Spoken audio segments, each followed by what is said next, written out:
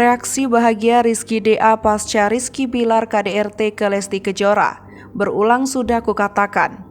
Berikut reaksi Rizky DA saat kabar Rizky Bilar lakukan KDRT pada Lesti Kejora beredar. Seperti diketahui, Rizky DA adalah mantan dari Lesti Kejora yang saat ini istri Rizky Bilar.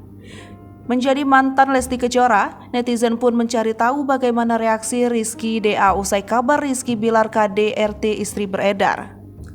Terbaru, Rizky DA yang sangat aktif di media sosial akhirnya mengunggah video pasca Rizky Bilar dikabarkan KDRT pada Lesti Kejora.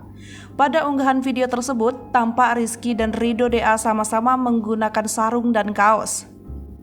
Kemudian, keduanya pun berjoget dengan iringan salah satu lagu. Berulang-ulang kali sudah kukatakan, sepintas lagu yang mengiringi keduanya berjoget.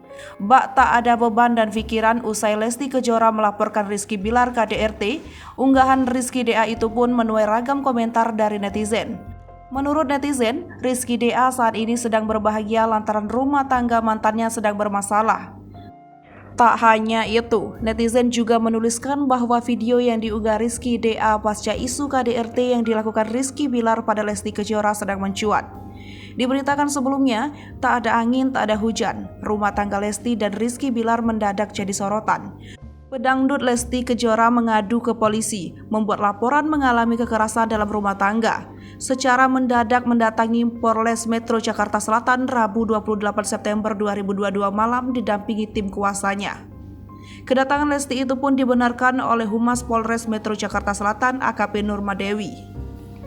Nurma menambahkan, kedatangan Lesti ke Polres Metro Jakarta Selatan bukan karena pekerjaan atau silaturahmi.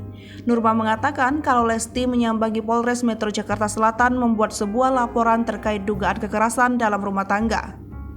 Hingga berita ini diturunkan, belum ada konfirmasi soal Lesti dan Rizky Bilar dari tim kuasa hukumnya. Setelah ditelusuri, ternyata Lesti dianiaya Rizky dengan cara dicekik dan dibanting.